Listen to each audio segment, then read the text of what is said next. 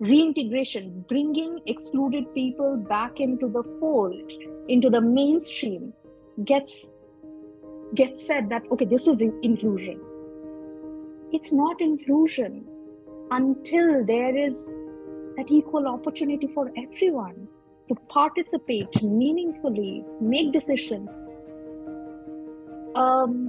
really claim their agency and space, and without having a backlash. To me, that would be a starting point of inclusion.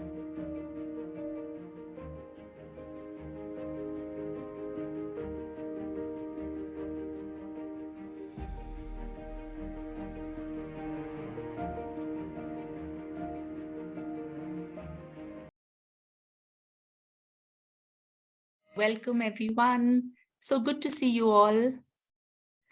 We're going to just start off in a few more minutes.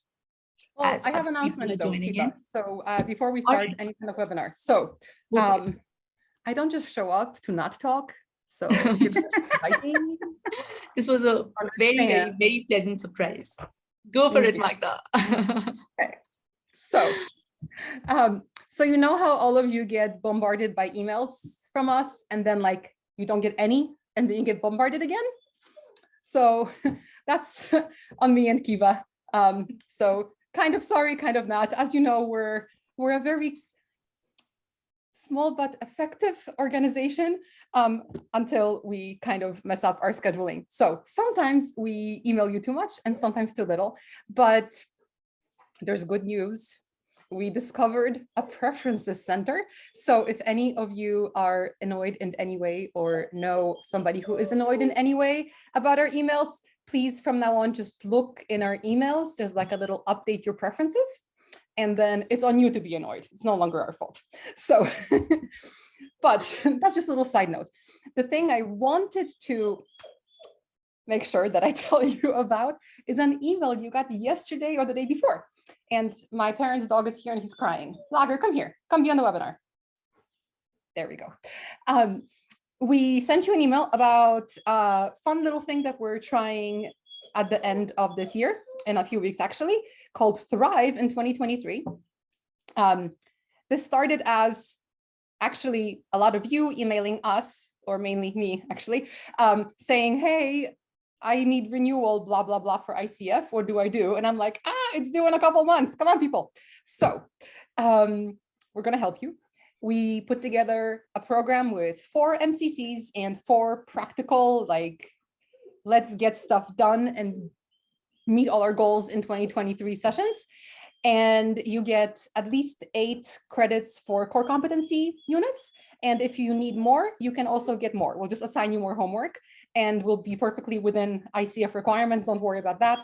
But if you need credit, I'm sorry that he's crying. If you need any renewal credits for your ICF credential, please join that program. It's going to be great no matter what, but you also get renewal credits. So win-win. But it's 1 session with Ram, 1 with Cindy, 1 with Ujjwal, and 1 with Priya, all on the kind of areas that they are expert and amazing at. So if nothing else, you're going to learn a lot and it's going to be a great experience. So I hope you join us.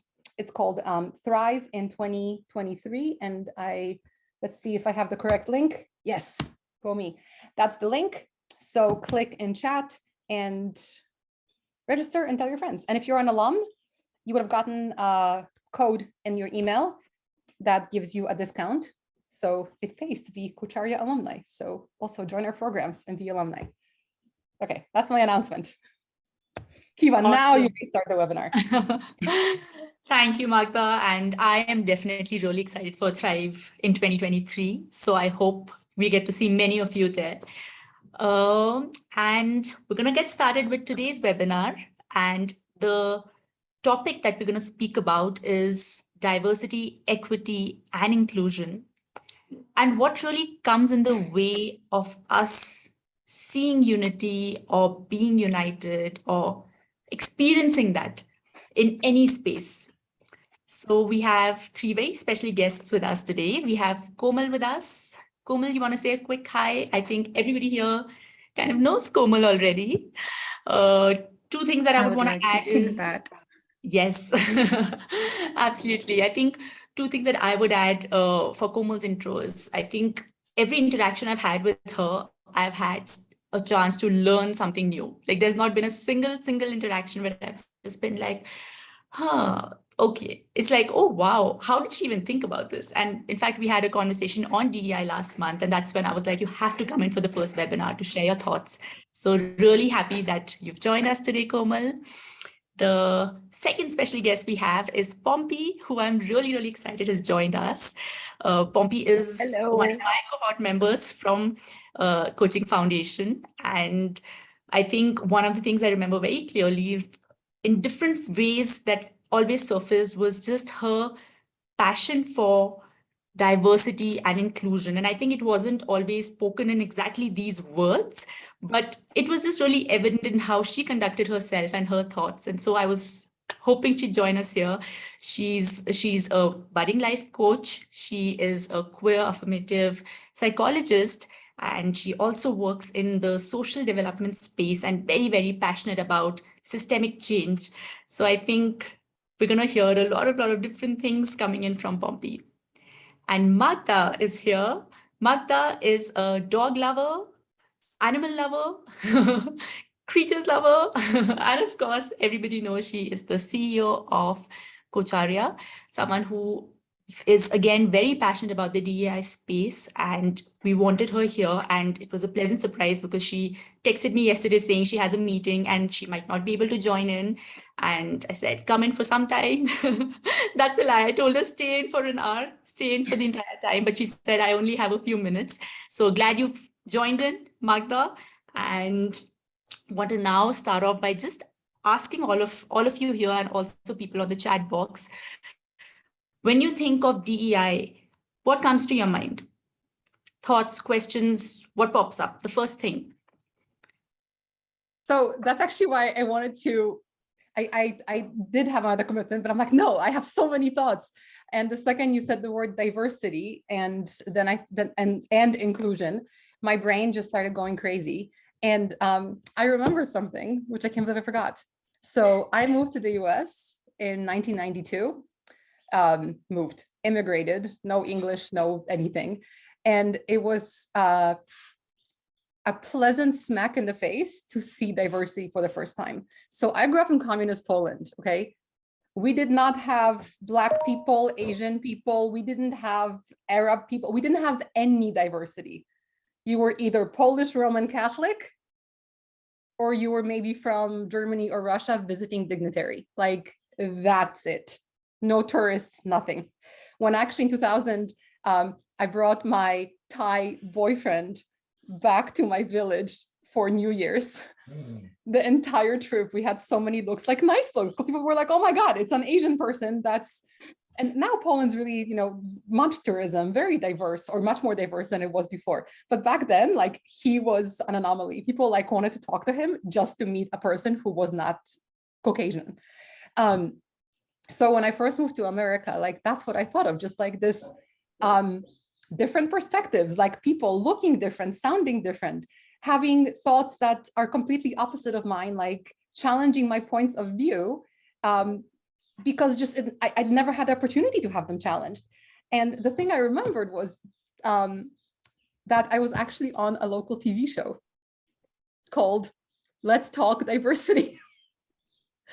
And it was, and it's how I met two of my dearest friends in school. It was me, this half Pakistani guy, Adam, and this Egyptian girl, Nagla, who became like my best friend. And there was somebody else, I think, but I clearly did not become friends with them because I don't remember their name. But I was in 7th grade, like I just learned English, and somehow, I don't even know how, but I think I've always been so like, oh my God, diversity is so cool, that even though I couldn't really speak English very well, I got invited on that little show. So anyway, I realized this space is such a, like, diversity is great. It's how we learn. It's how we get challenged. So I think it's really important in all areas of life, not just coaching.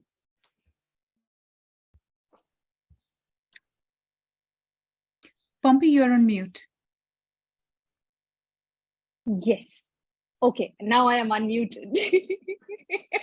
And that says a lot, because once I unmuted myself in my life, that's when I realized that, oh my God, there is such a thing as inclusion and diversity. Because growing up, I grew up queer without knowing I am queer.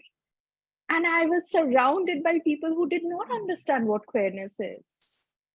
And as a psychologist, now that I'm working with a variety of people, I'm working with survivors of violence, survivors of trafficking, I'm working with the queer community. And I really see that at the heart of anything that where we wish to foster inclusivity, we have to build connectedness, we have to build community, we have to build spaces wherein we feel safe in diversity.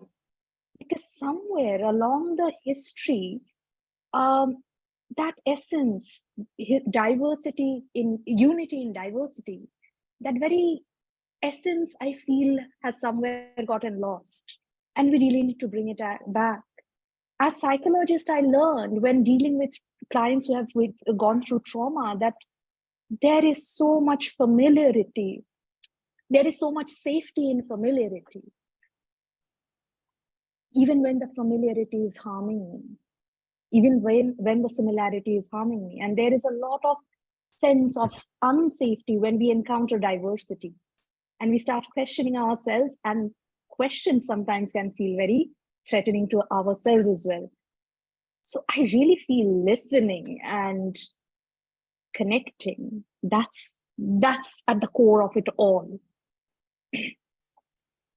I love how you said that, because what comes up for me is the whole idea of discomfort zone, right? And that's where growth happens. And we always tell clients that, and our job is not to be, as coaches, not to be there and be like, oh my God, you're amazing. This is great. Keep going. No, our job is to ask the kinds of questions that make people think and, examine and grow as a result. So I think diversity is kind of a great driver of that. When we're almost smacked in the face with something that we never expected or just never known before. It's not bad or good, it's just different, and it's what you do with it that matters. Interesting. If I go back to my experience of diversity, I would say that I really grew up in a very, very diverse space where there have been a lot of intersectionalities in terms of, like, in India, irrespective of whether you are in a village or in a small town or a metropolitan city, there are so many different intersectionalities that you always grow up with. Next door neighbors to you may be speaking in a completely different language, and by virtue of just growing up in that environment, you end up learning multiple languages or knowing a few nuances of those languages. You see people so differently. The houses are constructed in such different manners. Like when we grew up, there was no concept of condominiums or gated communities. So every person has their own choice to build the way they wanted, whether you want to have a front lawn or a back lawn, or whether you want to construct it differently. And then everybody would choose their own choice of colors and, shapes and designs or things like that. So you eventually grow up in acceptance to different choices and different way people express themselves. Despite that, what amazes me is that we still go through quite a lot of pain just because at some point, at some level, we all draw that line that, okay, only this is acceptable to me and anything beyond that is not acceptable. We still go to those places where something or else sort of challenge us in a way like, okay, like what is happening? Why am I not accepting, this particular opinion or this particular person or this particular choice, right? So in a country where I grew up seeing so much of racial, ethnic, geographical, physical diversity, there are issues like intercaste marriages, which is like which seems like, something so close and personal to your heart, which is like family, which is a decision associated with parents. And we grew up listening so many stories of honor killing, where your own family would go to an extent to disown you or kill you just because you've chosen to marry somebody not in your caste or not in your religion. And it's not the other people. It's not the people who do not have any emotional affiliation or association with you. It's somebody who's like gotten you in this world, who is emotionally connected to you as well. So I always wondered, like, what is this one thing, what is this which is so greater than the feeling of love or compassion, the feeling of acceptance? So that question, I think, is something which is very, very important to be answered in the space of diversity, equity, inclusion. Like, what is that point which makes us exclude others? Is it just judgment? Is it like, what really is it? But also, what is I think, exclusion, yeah. right? What Because is it's not just- exclusion? Yeah, because as you're talking, what comes, like Kiva said, I'm an animal nut, right? That's people in many areas of the world eat dogs. They eat cats, they eat lots of different things, right? I know that the #1 meat concerned on the planet actually is goat, I think, right? If I'm not mistaken. It's just not in the Western world, it's not what we think about because that we don't really eat that much goat. But I'm a vegetarian, and because I've planet reasons, but also because I think animals shouldn't be eaten. And yes, I will preach about that, and I'm not sorry. But that's also what I think about. Like, what is like, to what point should we be inclusive, and what role does this play? Versus, like, I don't know, like what's tolerable and what isn't. Like, could I be a good coach for someone who I know eats dogs? Hell no. Can I be a good coach for someone who married off their child because that's the law and custom in their country? Hell no. Does that make me a bad person? Does it make them a bad person? Like, what is the dynamic there? I just think it's like, yeah, it's conflicting and puzzling, and I don't even know the words. Magda, as I listen to you, I remember a client. She was 21 when she was doing the sessions with me. And she once asked me that if you ever became a counselor for my abuser, would you still hold space for that person? And I didn't know how to respond to that. Because as a psychologist, I'm supposed to offer non-judgmental acceptance to my clients.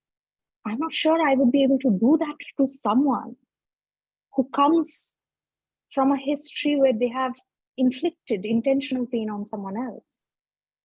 And then, as if universe heard me, and I received a client through referral networks.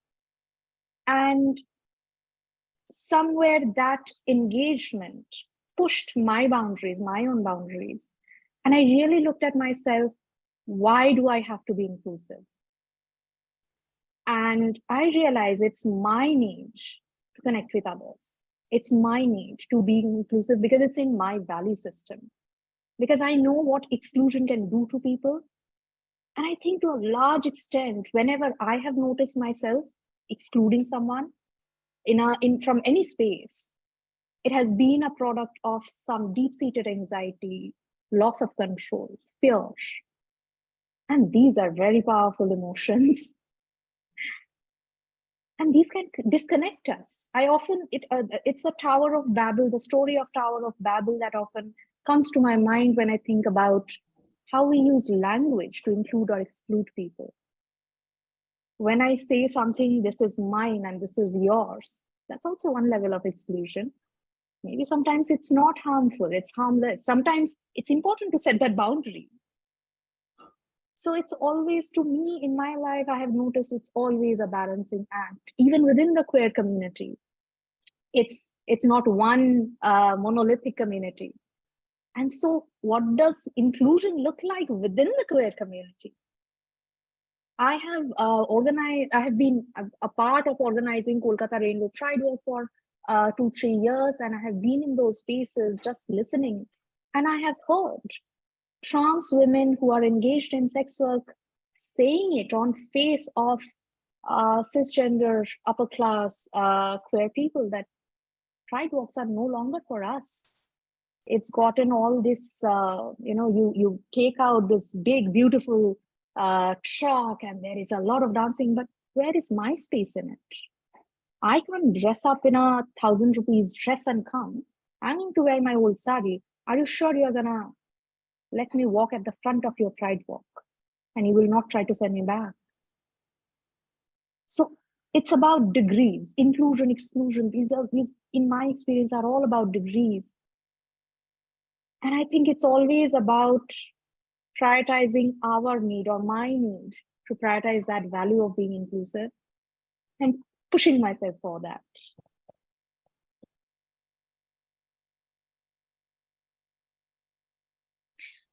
You know, what I hear from you, Pompi, again takes me back to the question that Magda brought to the forefront, like, what really is exclusion then? What would it look like? And can the world be really all inclusive at all the time?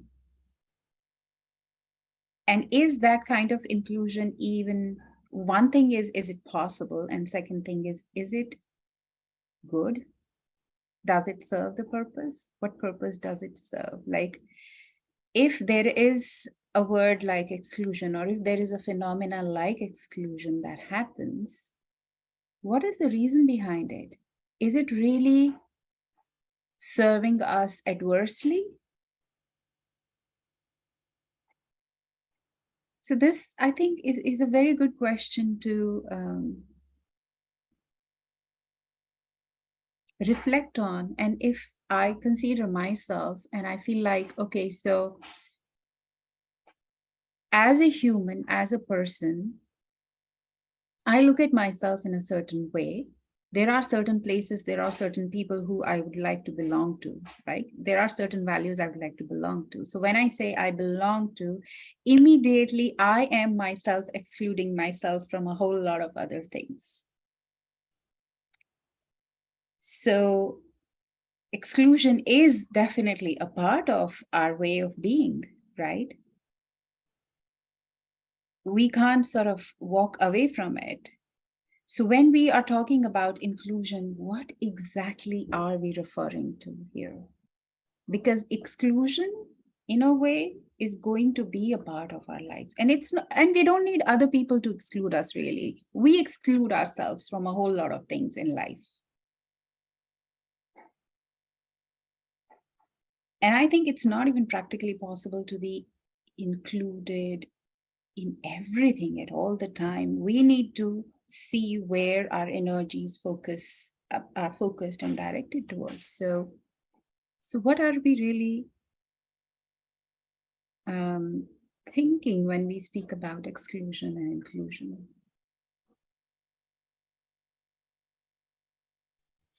Sorry, I'm being a little devil's advocate. Yes, no, it's great. Because, I think we approach these kinds of webinars and conversations with kind of this greater topic in mind, but like I'm a practical girl. So I'll give you a practical example. So my entire life, I've been in male-dominated worlds. Literally every single job I've had, logger, come on, has been, I've been frequently the only female, usually the only female / young person. And I will never, ever, ever forget when I worked at a software company and I was on the leadership team and we had like our strategic, whatever, powwow. It was in the office, but it was me and 7 other men. And there was, a comfort break. They went to their bathroom. I went to my bathroom, did my business, came out. I'm like waiting, like 15 minutes passed. And where is everybody? They were basically having the meeting in their bathroom. still chatting. And when they came out, and it was like, oh, no, there's such a fast rhubarb. I'm like, oh, hey, what's going on? Oh, it's okay. We just, we agreed this and this and this. And I'm like, oh, that's nice. And literally, what do you say? Because there were times when I've tried kind of gently suggesting that maybe we don't discuss this as we're peeing. But you know what? Like, people are people. Like, if they're gonna have a thought, they're not gonna be like, oh my gosh, let's make sure that we include Magda. Well, maybe they should in this particular case, because it was a discussion around, an area where I had a lot to contribute, and, outcomes are what they were. But should I follow the guys into the bathroom? Should all bathrooms be all genders? Like, I don't want dudes in my bathroom. I don't know. It's a practical thing that affected me personally for a long time. And even as I said that I don't want dudes in my bathroom, I mean, like, what do I mean? Do I mean biological? Do I mean, what if someone's a trans person? Like, I personally am very happy people just to identify themselves and use what bathroom they want. But like, that's also a practical concern, right? Like, there's, in the US, there's kids in school. I mean, I'm sure in other countries, but like, I hear about kids in school, like 13, 14-year-olds who are forbidden from going into the bathroom of their choosing. Like, it's ridiculous. Like, that's exclusion. And, while I always love conversations around coaching where we have these philosophical things, like there's practical kind of bottom of the Maslow pyramid type things when it comes to inclusion and exclusion, that I think kind of make any other philosophical point moot until we agree on what does that mean? Like, what is the minimum that, what's the equity part of that? Absolutely. And in this example, Magda, what you shared, I think what's becoming very, very evident to me is that it's specific, very situational, very individual, feeling-based phenomena. Like, it becomes more pronounced and prominent and important to be spoken about when it's either hurting or limiting any person's full expression or their way of being in any way. Like in that example of people not thinking that, oh, wait, hey, this is not a place to make a decision because there are other voices which are not heard, like probably your voice, which is not heard at that point of time. So just taking it for granted and not thinking in that way. Yeah. Just to build on that, Komal, what you just said, it resonates with my impossible, ambitious, sometimes I feel it's an arrogant dream that I have, that when I die, I want to leave behind a world where everyone has equal opportunity to thrive in their lives. Because right now I look around, and especially when I talk about in my work with traffic survivors, I entered this space in 2015. It's been 7 years. And in 2015, in the anti-human trafficking movement, voices of traffic survivors who were rescued and were sent back home was completely absent from policymaking processes. Yeah. It was and still is dominated by people with privileges who perhaps have never gotten trafficked. And that, to me, is a big exclusion. You're not a system that is not listening to the voices of communities that are marginalized and impacted by that system's decisions. What, Magda, you shared about that story, I can resonate so much with it. It's so tokenistic to include one woman and then make all the decisions without them. Just because it's easier, just because it's convenient, without realizing the huge value this voice can bring in to my team. And it makes me angry. It makes me angry that we have to contend with so many kinds of exclusion. And then sometimes when just reintegration, bringing excluded people back into the fold, into the mainstream, gets said that, okay, this is inclusion. It's not inclusion until there is that equal opportunity for everyone to participate meaningfully, make decisions, really claim their agency and space, and without having a backlash. To me, that would be a starting point of inclusion.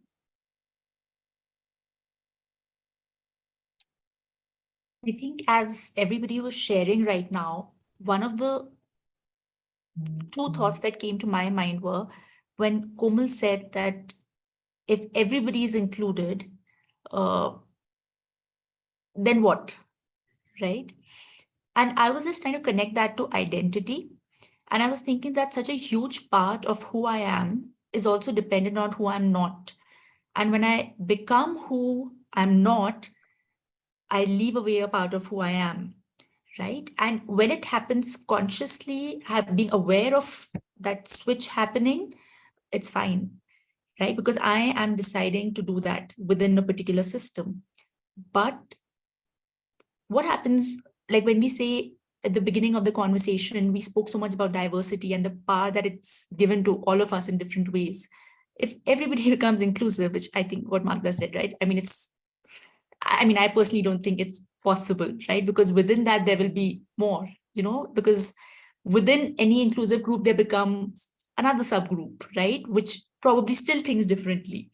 So I think the question is, if we become too inclusive, what is it that we lose? And do we want to lose that? Kiva, what you said, it caught my attention. When we become what we are not, we are losing a part of ourselves, or we are leaving behind a part of ourselves. In my journey of self-exploration, I had that exact fear that, oh, I used to identify as straight, and now I am identifying as pansexual, gender fluid. The thing is, our identities are not either or. I can be this, that, and the other. The idea that identity has to be monolithic, has to be static, this idea I don't quite agree with. And I know some people feel that way. It's just not been my experience. And I don't know if we can become too exclusive, because we live in a world where there are power hierarchies simply because that's the way history has unfolded. There has been a huge breach of trust amongst nations, amongst races. And therefore, there are power differentials always. Even within a marginalized community, there are power differentials in terms of age, body type, gender. Are you following? Are you conforming to the norms of the community, or are you not? So I'm not sure if we can ever become too inclusive. Yes, there is a price to be paid for being inclusive. It's discomfort. We have to confront our internalized discomforts, our internalized prejudices, the limiting thoughts that it's us versus them. No, it's us. Altogether, it's us. I have a question. So, as Kiva will know, I frequently say this phrase, which I'm ashamed of a little bit, is that I'm not a coach, because I feel like I'm very tactless. I know I'm tactless sometimes, and I can be a little blunt. And I've been reading the comments in the chat as we're going along, and people are talking about values and focusing on the behaviors, not the person. And all I can think of is that's really, really hard for me. Like, I'm so driven by my personal values that's why I find coaching to be very, very difficult. I can do it, but I do struggle. I'm not going to lie to you. So I respect, hat off and all that to all of you who are on a different plane of existence than I am so far, but I'll get there. So my question is, as coaches, how should this, and should is a bad word, loaded word too, how should all this show up when we work with a client? Because, one thing that, a big thing that's changed in the past few years is the gender pronouns. And LGBT became Q, and there's a whole bunch of other things, right? Like, I personally don't even know what they are. It's not good or bad, I just don't know it, right? I'm personally, I don't know what I am. I'm human. But like, what am I being excluding if I'm starting with a client and I don't start with the gender pronouns and the whatever? Like, are those things that you're shaking your head? I know that, and I'm asking maybe a stupid, silly question on purpose because it doesn't come naturally to me to ever ask that question. I know it comes naturally to some people, and some ask it and it's very forced. And honestly, half the time, like when I see on LinkedIn or whatever, some people who put their pronouns, I do roll my eyes because I know that person. And I'm like, I know you're racist and sexist AF. The fact that you're now using the pronouns, like, to me, it's like an offense to people who actually need to specify the pronouns because they've had some kind of hardship in their life. Like, it boils my blood. Anyway, see, I'm not delicate. But like, I don't know, I feel like a lot of times the stuff that we like with the pronouns, we mask it maybe as diversity being shown, we mask it as inclusion, but it's only that to people who care about it. And then there's a whole bunch of others to whom it's BS. And then it becomes this part of the conversation that doesn't seem genuine. And I feel like with coaching, like, you need to, authenticity is so important. So how like, yeah, what's a girl to do? Like, what are the things that as coaches we should be aware of or asking, or I don't know, framing ahead of time? Or do we, like, is this even a concern that people have? I don't know. Like I said, I'm asking a stupid question potentially, because if it's on my mind, it's on somebody else's. But yeah, like, I could never imagine having a chemistry session and started with, well, what are your pronouns? Like, I'm talking human to human. So like, honestly, it wouldn't even occur to me to care. If I'm there for you, the soul, not for you, the, what private parts you have. But is it important? I don't know. Pompi, maybe you can tell me, like, teach me. To be being very open, honest, authentic, I usually would not ask that question unless the client brings it up. Mm-hmm. However, my own queerness is all out there on social media for everyone to see. So more often than not, my clients actually ask me, hey, what pronoun would you prefer?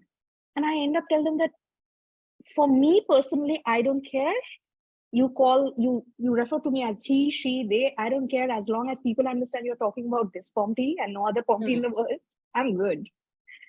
If you have a preference, please tell me. And actually, I have gone to the extent of asking someone about preference of names, because when people transition, there is such a thing as dead naming them. Yeah. On the other hand, some people might find it extremely offensive that, how can you ask me that on our first encounter? So I don't really think there is any guideline to this. Essentially, I keep in mind that if the client brings it up, and if I have made a mistake in the past, I'll apologize. And I will genuinely own up that mistake. Yeah. And if the client says that, hey, this is my name and these are the pronouns I would like you to use, I will try my best to do that. If I slip up, I will apologize authentically. And I would hope that I have built that relationship of trust. As you said, Magda, human to human, beyond all the identities. Because to me, that's the connectedness that matters the most in a coaching relationship. In general, I would err on the side of caution and just think about what would make this person feel seen, heard, acknowledged, respected. Maybe ask a different question, because I think that as you were talking, like, it was solidifying more in my head. So I'm just thinking, like, it's not just, the pronouns. You mentioned name. My name is Magdalena. if someone calls you Magdalena, it's either because I'm getting yelled at by my mom or it's a telemarketer. Or it's my sister yelling at me. Either way, it's not good.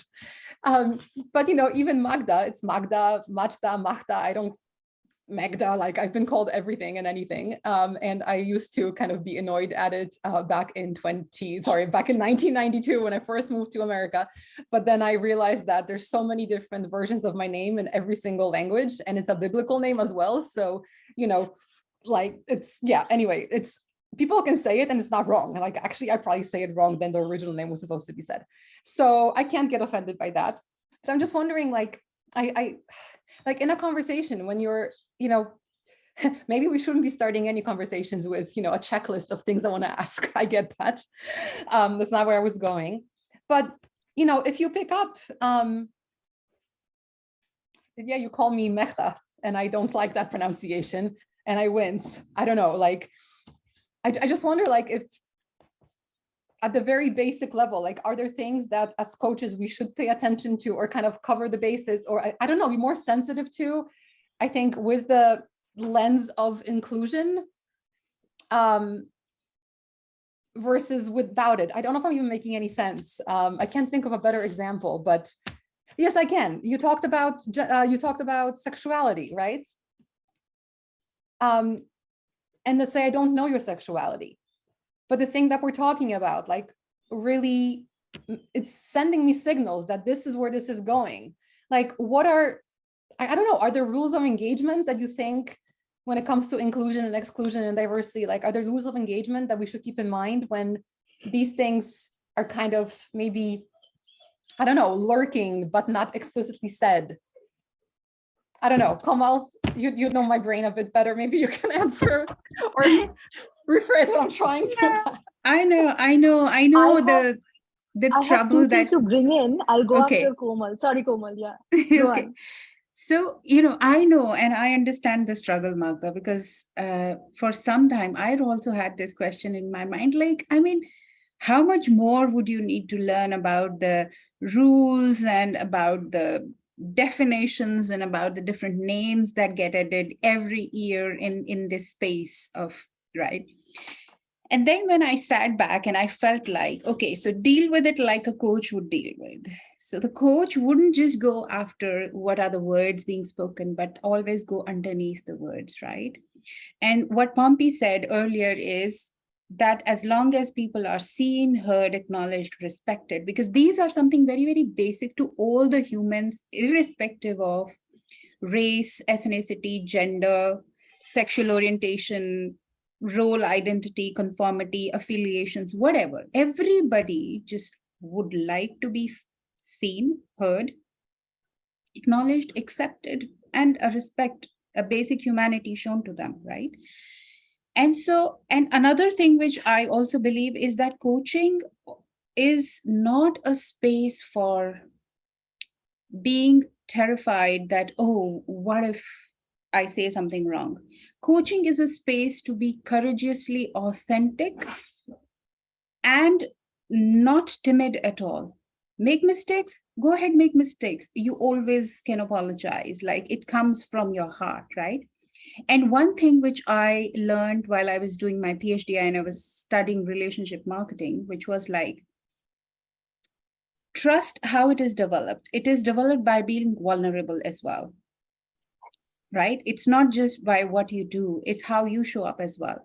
And by you being fallible and having the capacity to make a mistake or fall short on something is equally important. That shows you that you're also human. But what is more important is how you come up from that space, right? In marketing, Magda, you would relate to that. People say that no publicity is bad publicity, right? Rather, it's sometimes easier for organizations to spread something very not so positive message, but then recover from it. And that gets them more eyeballs and more connection with people, right? Same thing can happen in human relationship as well. We made a mistake, fine. We noticed that, yes, it didn't land well with them. Then be respectful and say, I'm sorry. I'm limited in my knowledge or awareness in this regard. teach me. I'm happy to learn, because coaching is also a space where learning is not just for the clients, but it's more for the coaches as well. So I think that is rather a better space to go to the roots and operate from that space. Because how exclusion feels is important question, but important question is how inclusion feels. You feel included when you're seen and when you're heard, and when you're accepted for who you are.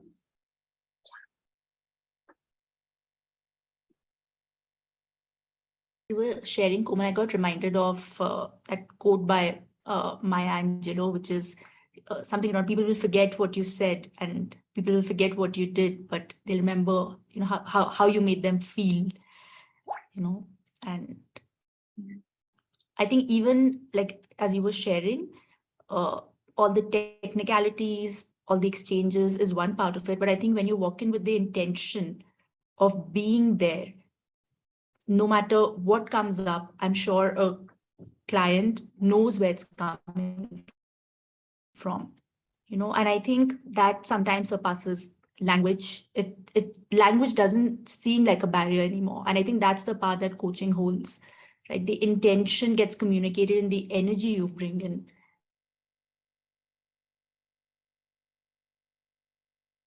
The internet is being exclusive Kiva. with Kiva. So Kiva, we killed your internet. Speaking of energy. sorry, it's a really bad day for for me. Apologies, everyone. But Pompi, I think you wanted to share something. Yeah, a huge shout out to Carl Rogers. I mean, that theory, unconditional positive regard for the client, and the client has the resources, the client is the expert on their lives.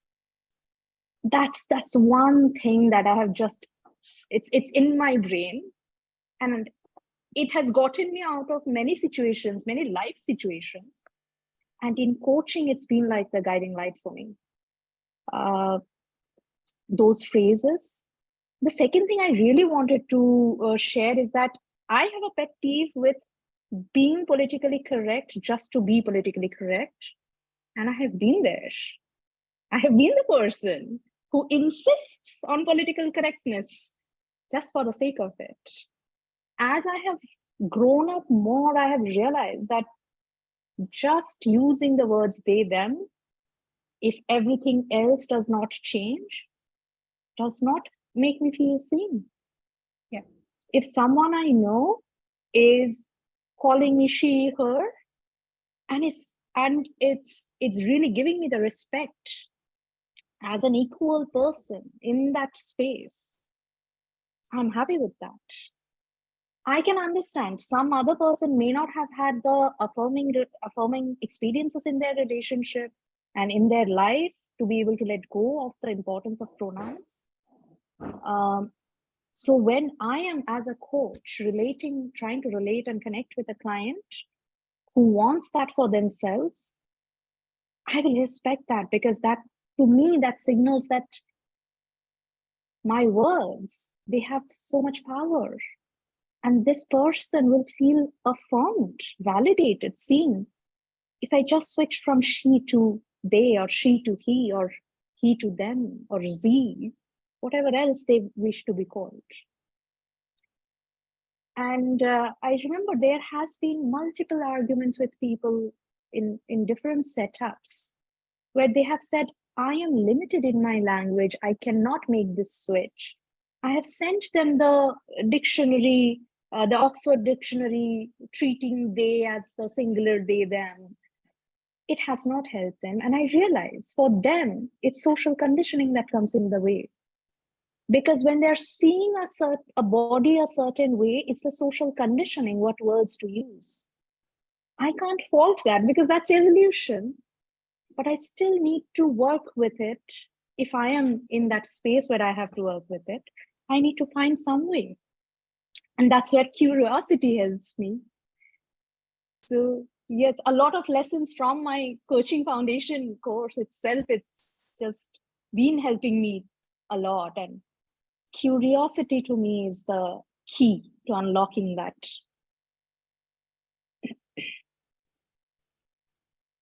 You know, Love that. By the way.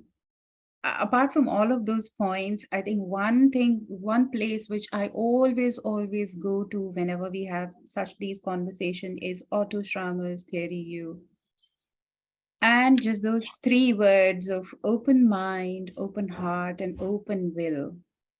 I mean, I think they are amazing. They're like a mantra. If we can just learn these 3 things in our life to keep ourselves open in our minds, our hearts, and with our will, I think there's a lot that can happen.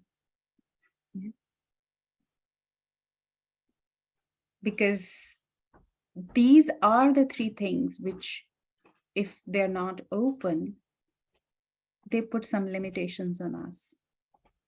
Like we'll be so engrossed in our own sense of identity or places which we give sort of importance to and start to associate our being with those things that any disregard of those will become like a pain point for us.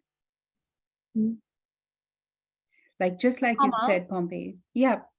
Is it then, as a coach then, going full circle, if I know someone is a dog abuser, there's no way that I could have an open heart, open mind, open will towards them. So, and that's me, not saying people, me, right? Individual Magda.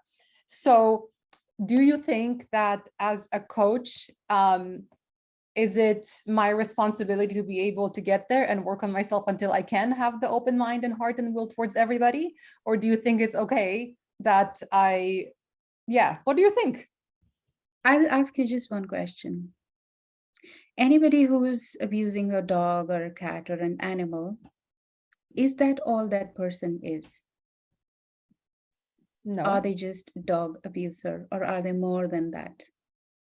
They are more than that. Is obvious. This is definitely one of the action that they do, and it's not a desirable action. Yeah. But they as individuals are more than that as well. Okay, so in that case,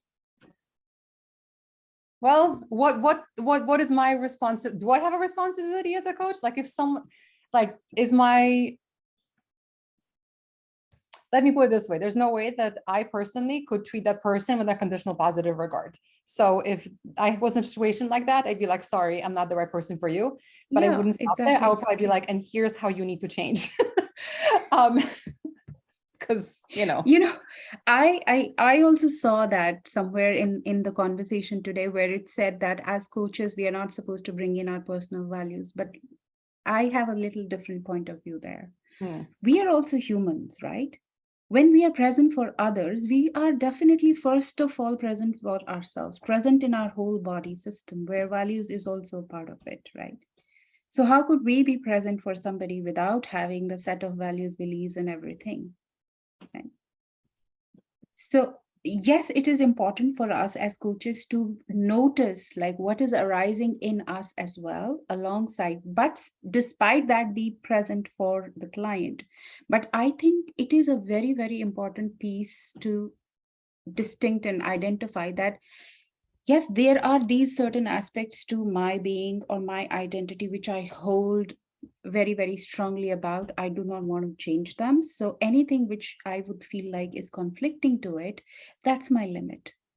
I will not go beyond that place. So if this part of me being a dog lover or an animal lover is so important to me that this is a make or a break point for me, and I know that I would not be able to look at the other things that person has because they have this one policy, then you are not the coach for them.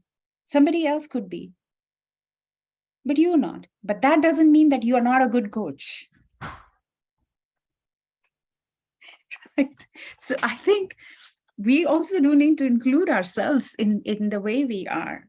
And that I think is one of the common point of what really stops us and because things that we hold important, things with which we identify ourselves, are also the points with which we distinguish ourselves from other people or exclude. So Ditto what Komal said. so it's not in those things like, okay, that's something. It's not the fault of our identity. I think it's how much we are attached with those identities or all of those things. Just to add one more element here, it's a lot also about where do I draw my boundaries as a coach, as a therapist. Because if it is such a pain point for me, I have to draw a boundary and say, hey, I'm not the coach for you. I'm not the right therapist for you. And I have had to do that. There have been situations where I have recognized everything else can work out well, but there is a conflict in value system at such a level, I can't take it. I can't hold witness to that client's journey and be true to myself. So I have told myself it's okay for me to put down that boundary because I'm human first. And I need to respect that diversity within myself. So that's, yeah. I know we're almost out of time, but I do have another practical question. So given all of this, thumbs up, great. So I'm still allowed to coach some people. Is it then our responsibility as coaches to disclose all of that? And when, right? So I'm just thinking about like the process someone goes through when they're looking for a coach. And they're looking at credentials, profiles, social media, whatever. But there's we have a platform for that called coachintro.com, just FYI. But that's such a small part of who we are. And I'm just thinking like all the things that if you looked at the professional Magda, well, I'm a little bit weird because I definitely kind of shout from the rooftops as to what I care about. But like, is it my responsibility to have on my website, front and center, I will not work with A, B, C, and D? Again, sorry for the blunt question, but I'm asking what maybe is on someone's mind. What do you think? Like, what are we responsible to disclose in terms of our own boundaries? And what is it okay to have kind of not disclosed until the need arises?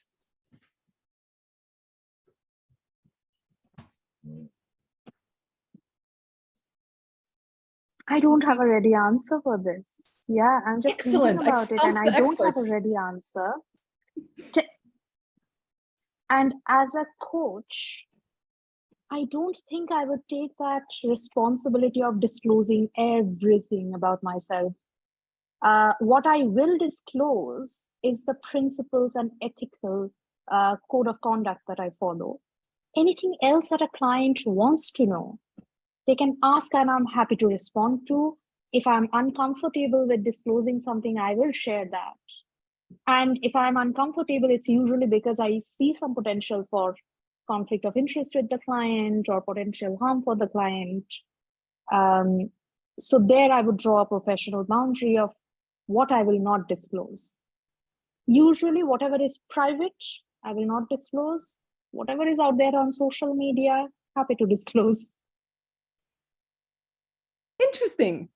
Because you talked about how like you talk about the queerness aspect, right? And that's something that's important to you. But if it's private, you won't disclose, but aren't the things that are private that are like we really, really care about, that we want to hold on, like aren't those the most important things to us? And therefore the ones that affect our value systems the most? And therefore could be the ones that are most relevant to a potential conflict of interest? Isn't that a... I'm making a distinction between personal and private. The value system you're referring to, Magda, that will show up even when in a professional space, even when in a coaching space or a therapy space. I say it out loud. I am a feminist psychologist. A lot of people have problem with it. A lot of psychologists have problem with it. I'm unapologetic about it. Because this is a thing that is important to me as a professional to disclose. Because it fosters a sense of safety in certain clients who would otherwise not be able to approach me. And In a coaching conversation, though, when I am as a coach, I'm holding the space for the client. Is it really that important to bring in all of my value system into it? Because as a coach, my identity as a witness to their journey, as someone who will listen to them, as someone who will help them discover the resources within themselves, my role is to follow the client. The client is leading. So I'm not sure why would I bring in those value systems into that space, unless unless it serves the client's interest and goal in some way. But I don't really see how that would happen. Also, I think you're right, Pompi. If like whatever is in service of the client will be there. But how it will show up is because every conversation also shows us like how well we've been able to be there for the client, or how much of our inner presence has sort of, or inner resistance have shown up. So better we know ourselves, the more deeply and intimately we know ourselves and are in acceptance of self, I think the least resistance will be there in the conversation. And I think that is why the self-disclosure or knowing certain aspects which are very, very important for us is important to set those boundaries in the coaching conversation. Okay, so we've sort of moved on quite a lot from inclusion. As we was just, Yeah, sorry, that's what happens when you invite me. I sent a note privately to Kiva during the conversation. I'm like, I feel like I derail things every time I show up. And that's why I'm hesitant to show up, because my brain does not work in any sort of organized fashion. I think all questions are good. Yeah. Thank you, Coach. Very coach-like. I love questions. Yeah, but this is on topic. Anyway, I just had one thought to this dissonance piece, which was just that you don't have to always be in sync. It doesn't mean that every part of who I am, you have to resonate with, right? Because like we just discussed a while back, you learn from diversity, right? So as a coach, when I come in, and as a client, when you are present, we might be completely different, might have completely different values, might like have many, many differences, right? But that doesn't stop the client from growing in their journey as well, or for the coach to grow as well. So. Absolutely. And with humans, I think there is nothing which says that, okay, this is the recipe for everything that you have to follow. You know, I think the blessing of being a human is that we can adapt, improvise, create things in the way it serves best to us and people around us. I think that's what's being inclusive is. Nothing is excluded. Finally answered my question 50 minutes later.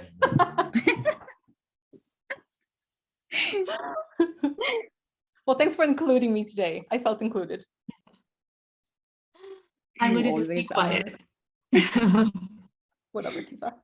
We'll talk offline. I love this discussion. Thank you so much. I love this. And also the discussion in the chat box, the engagements there. So yeah, a lot of things to think through. And if you want to revisit this discussion or any other, remember that we have a YouTube channel and a podcast where all these recordings get put up. And we have a blog where someone who was in the audience today is going to put up their thoughts. So if in the future for a webinar or for anything, if any of you feel like sharing your thoughts in a longer format, we have a blog, lots of readers. We'd love to hear your perspectives. So email Kiva or me or Komal, not Pompi, because she doesn't work with us and we don't want to bother her. But you can email her maybe if you want to. I'll forward it. If you ever end up emailing me, I will just forward it. Excellent. So email any of us, but try to focus on Kiva since that's her area. And yeah, send us your thoughts, send us your articles, send us your everythings, and subscribe to our channels. It's my job, guys. I have to plug the things, right? Subscribe, follow, share, etc. It's how we grow. That's what I'm told to say. Like, share, By the comment. internet gods. Like, share, comment. Like, share, and subscribe. comment. I don't know. Thank you, everyone. You. Thanks a lot. Thank you. Kamal, are you gonna do some profound thing to close? You already had like 10 profound things. No? Thank Okay, you. cool. Just a thank you. Awesome. Thanks, everyone. Bye. See you. Thank you. Bye. Bye-bye.